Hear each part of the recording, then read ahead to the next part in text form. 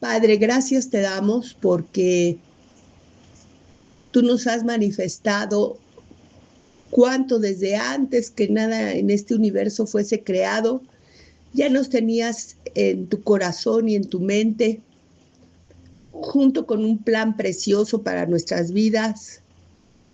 Y es por eso que hasta el día de hoy nuestra vida ha sido colmada de bendiciones, de la satisfacción de tener tu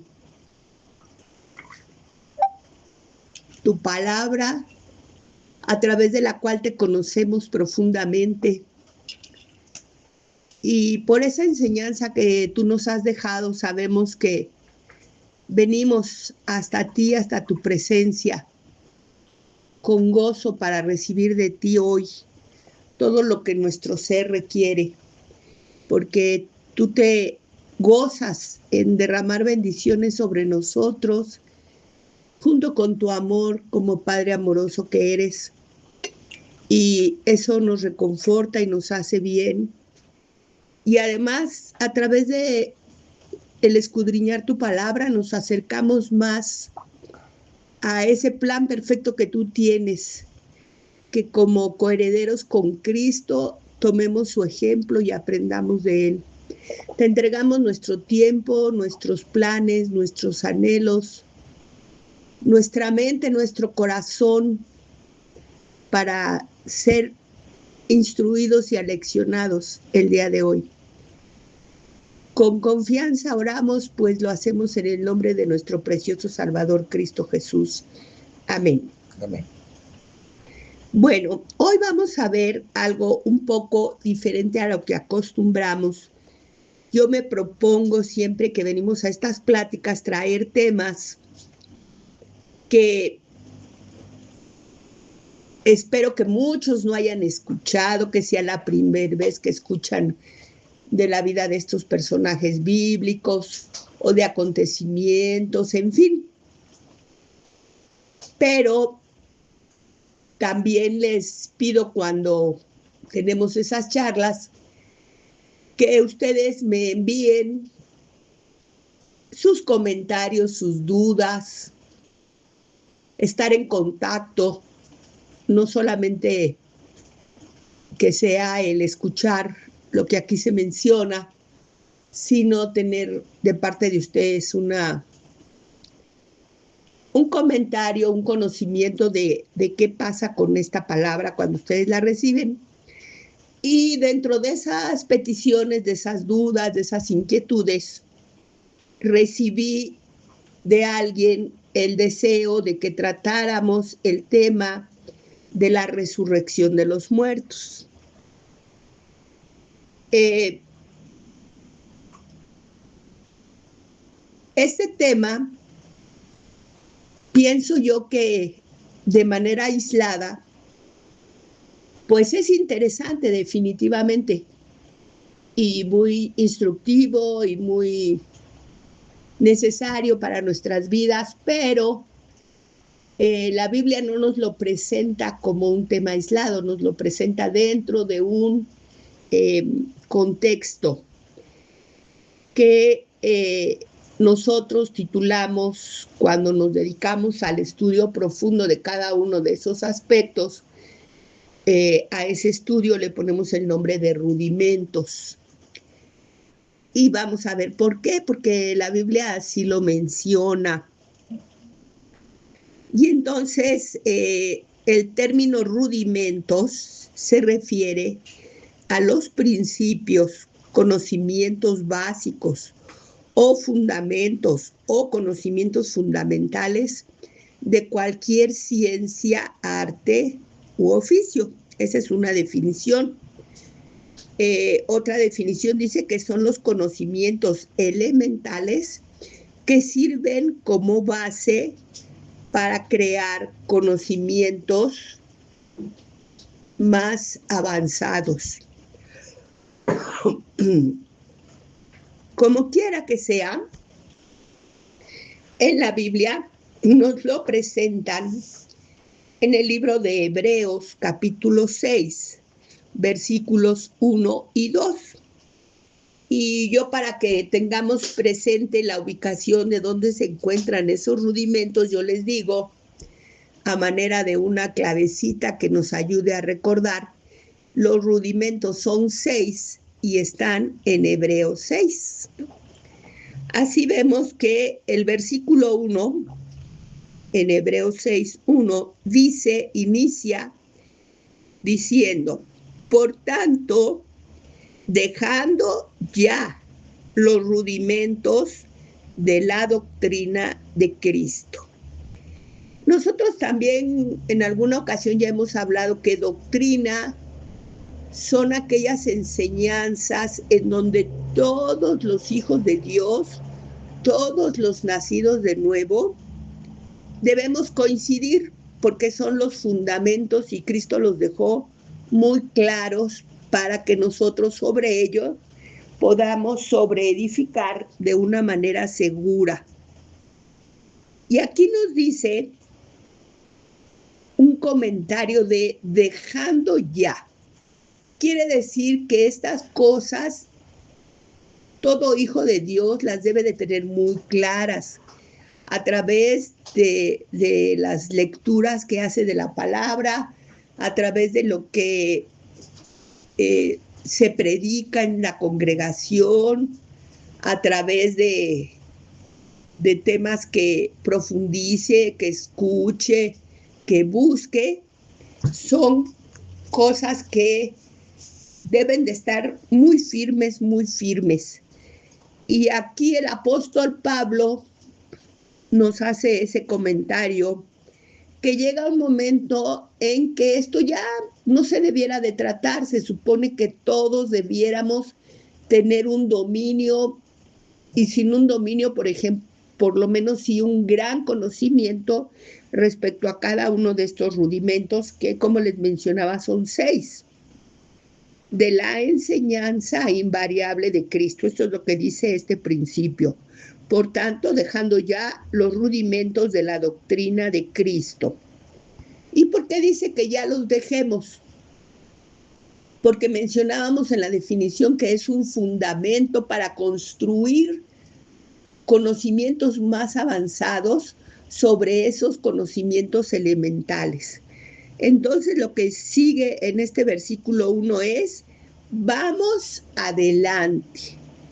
Vamos adelante. O sea, no podemos estar 1 año, 3 años, 5 años, 10 años sin tener bien claras y firmes los principios sobre los cuales nuestra vida en Cristo se edifica.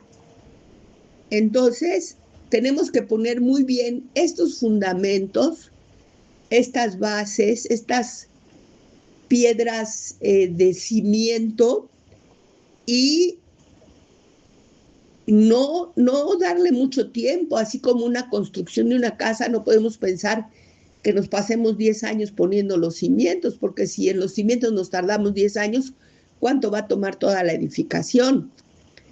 Entonces, aunque son la parte fundamental de toda construcción, si una edificación no tiene buenos cimientos, no va a ser una buena edificación. Entonces sí hay que poner especial cuidado. Los vamos a ir mencionando de manera rápida, porque hoy no voy a tocar el tema de resurrección de los muertos, pues a ese le vamos a dedicar toda una plática para verlo con profundidad, tanto como lo permite la limitación del tiempo que tenemos. Pero entonces dice: vamos adelante, no echando otra vez el fundamento. O sea, ese fundamento se debe de poner, y una vez que esté puesto, es nuestra responsabilidad mantenerlo siempre presente en nuestra mente. ¿Cuál es ese fundamento? Bueno, el punto número 1 es el arrepentimiento de obras muertas.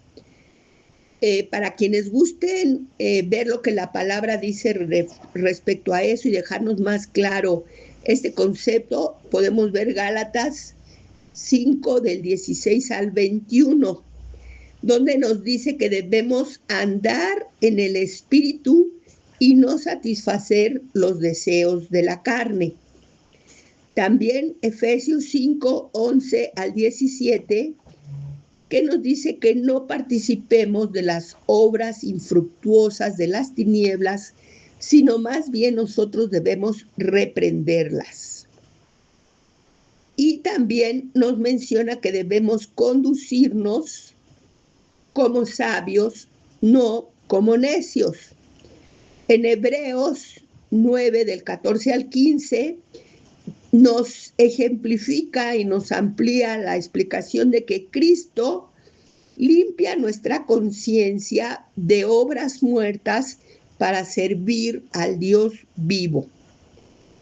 Este arrepentimiento no es el mismo que el arrepentimiento que hacemos para invitar a Cristo a nuestro corazón.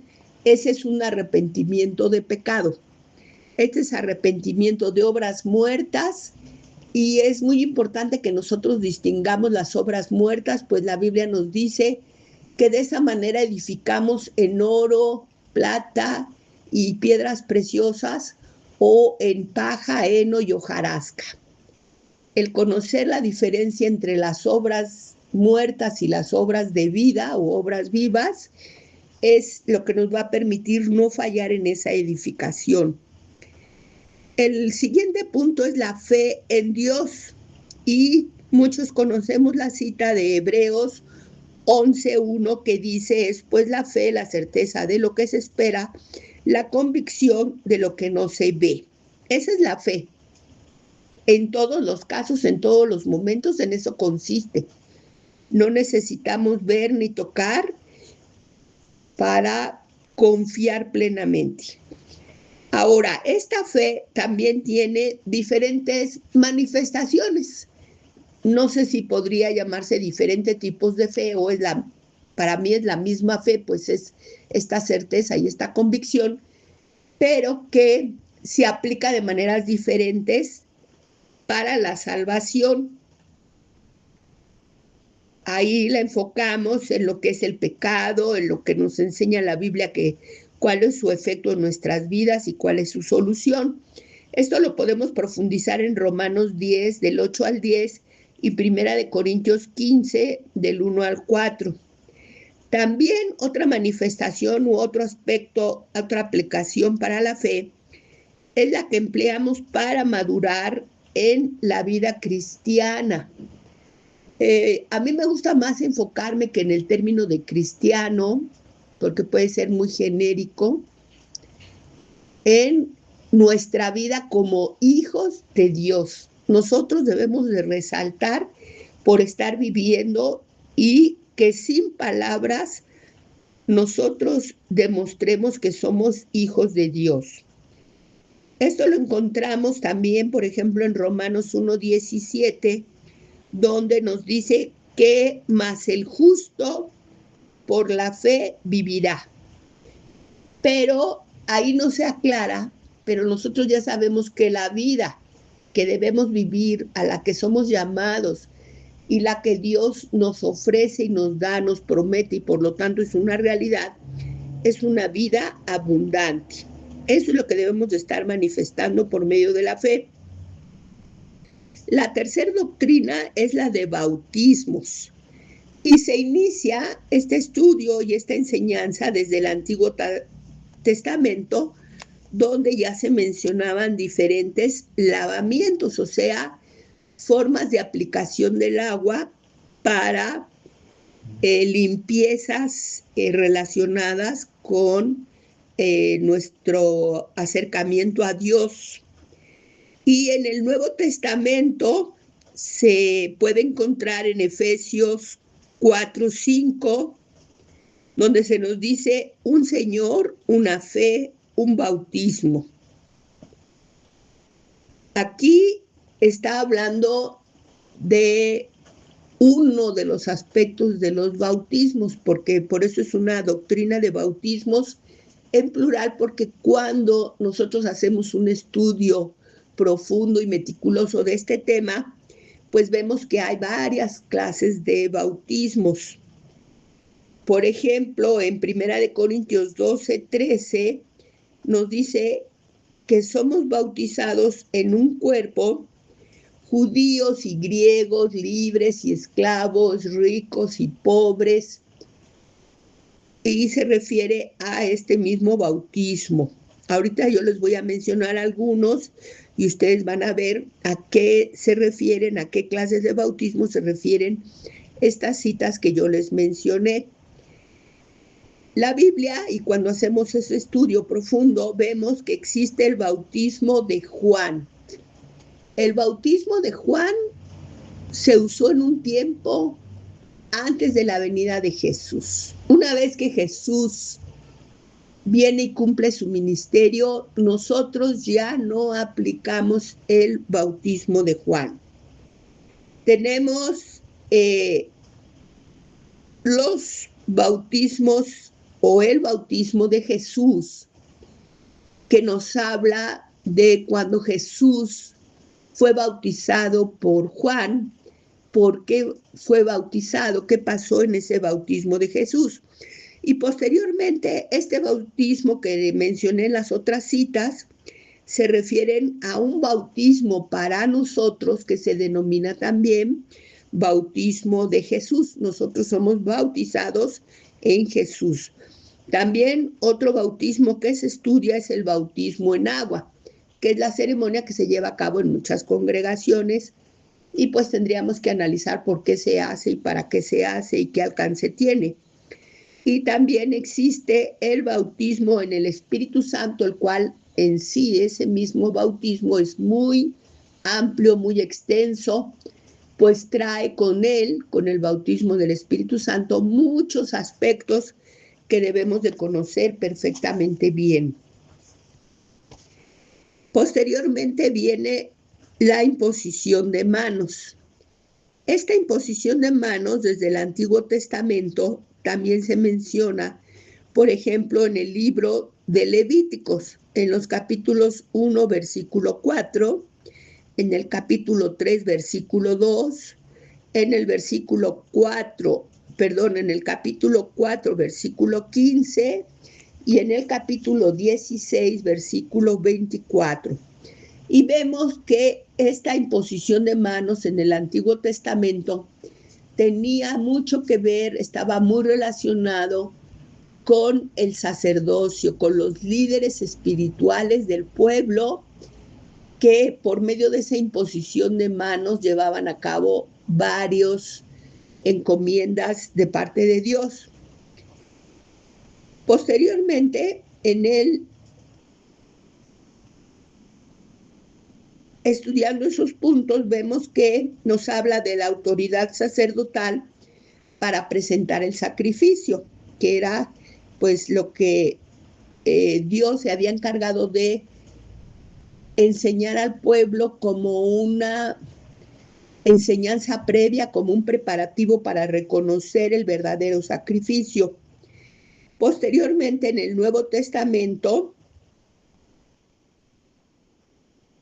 se habla, bueno, antes de pasar al Nuevo Testamento, también esas imposiciones de manos del Antiguo Testamento se usaban para impartición de sabiduría y de liderazgo, como lo vemos en Números 27, versículos del 18 al 23, o Deuteronomios capítulo 34, versículo 9. Sin que sean todas las citas, solamente por mencionar algunas, para que ustedes tengan una oportunidad de remitirse y ver más ampliamente cómo se usaba esta imposición de manos en cuanto a sus menciones en el Antiguo Testamento. En el Nuevo Testamento ya se menciona esa imposición de manos para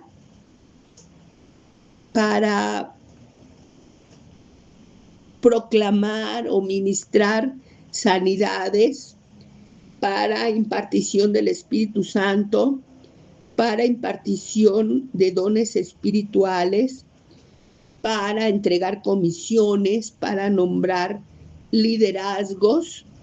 Y también en cuanto a esta imposición de manos, se dan algunos consejos, algunas consideraciones y hasta algunas advertencias. El siguiente tema es el de la resurrección de los muertos, el cual en este caso no vamos a dar información porque lo haremos en el momento en que lo estudiemos un poquito más ampliamente. No es exhaustivo porque estudiar este tema de los rudimentos de manera que se puedan ver bastantes aspectos que intervienen en cada uno de ellos, toman pues muchas sesiones de estudio. Ahorita lo estamos viendo solamente de manera muy superficial y rápida para que nosotros mismos vayamos haciendo una evaluación de qué tanto conocimiento y manejo de estos puntos tenemos o dónde tenemos que reforzar nuestro aprendizaje. Entonces llevamos que el tema 1 es el arrepentimiento de obras muertas, el 2 es la fe en Dios, el 3 es la doctrina de bautismos, el 4 es sobre imposición de manos, el 5 nos habla de la resurrección de los muertos y el 6 es el juicio eterno.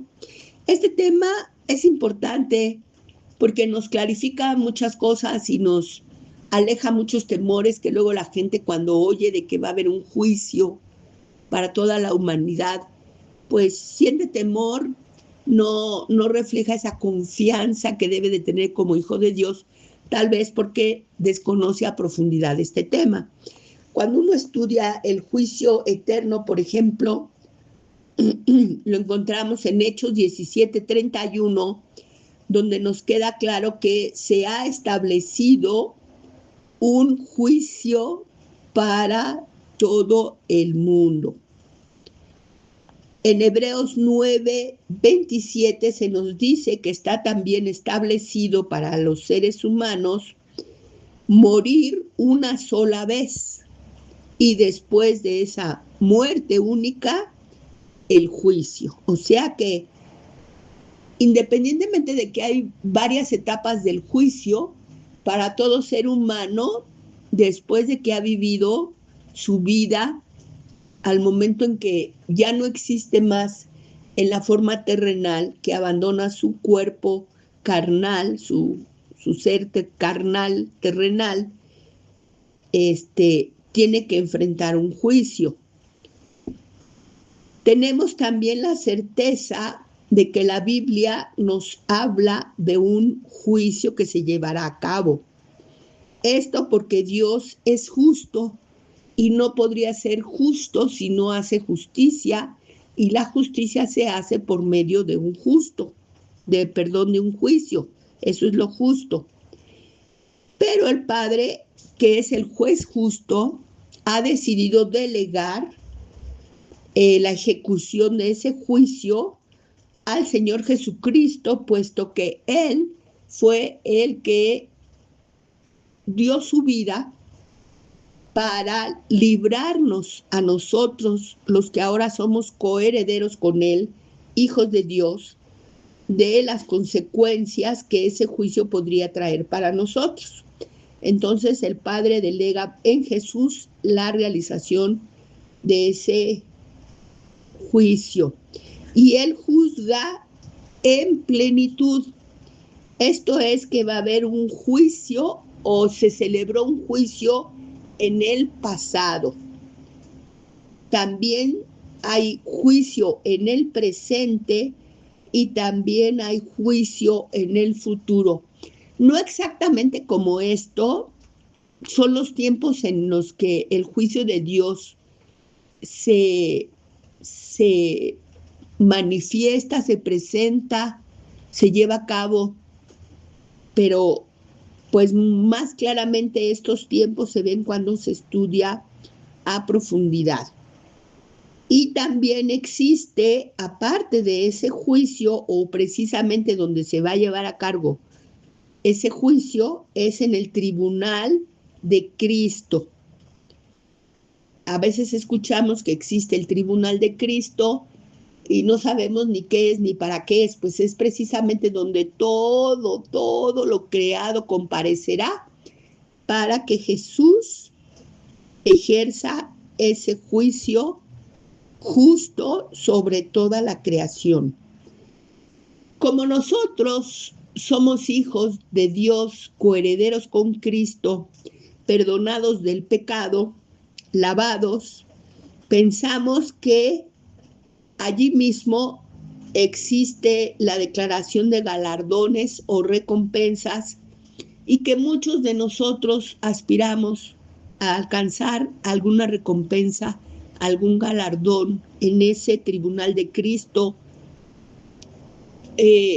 no porque lo estemos buscando, sino porque precisamente la justicia de Dios así se ejerce, que aquellos que nos esforzamos por seguir su enseñanza, su ejemplo, por estar en sus caminos, por vivir vidas agradables a Él, pues esperemos que también pudiéramos alcanzar recompensa o galardones. Esto es a grandes rasgos lo que trata los rudimentos en Cristo mencionados en Hebreos 6, que son 6, termina con el juicio eterno.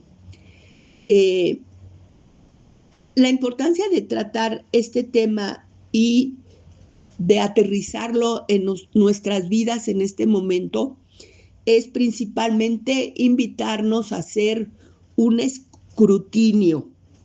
Sí sabemos de lo que es el arrepentimiento de obras muertas, que abarca, cómo nos ayuda a aprender eso para edificar en nuestra vida, acerca de las diferentes manifestaciones de la fe, donde se manifiesta, donde se aplica, a qué nos lleva, de los bautismos que se mencionan en la Biblia y saber cuántos de ellos se han efectuado, si los hemos efectuado, de la imposición de manos, porque a veces